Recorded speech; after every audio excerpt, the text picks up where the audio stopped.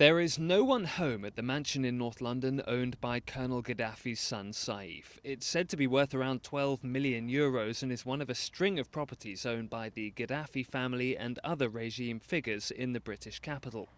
But exactly how many properties are owned by Libyan regime members and how valuable they are is hard to work out. It's all held off by offshore companies, so nobody really knows who owns what. It's all in trust. It's all by trustees, etc. So it's very, very difficult.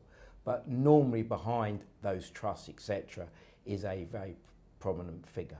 Investments go far beyond the property market.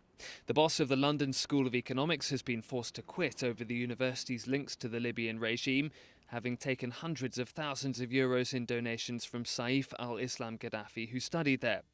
3% of Pearson, the publisher based in these London offices, is owned by Libya's sovereign wealth fund.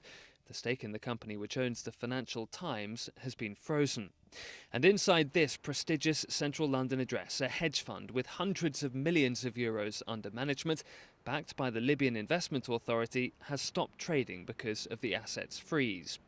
The action is thought to have affected around €3 billion of Libyan assets in the UK.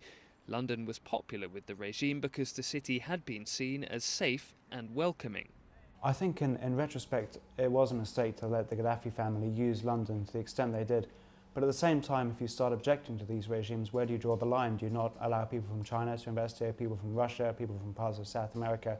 But in the leafy streets of Hampstead, where Colonel Gaddafi's son bought his trophy property, it upset some residents. I would like to see this house sold to the highest bidder, yes, and use the proceeds not to send it back to the new Libyan government in Tripoli, but to compensate the families of those who suffered at the hands of the Libyan government.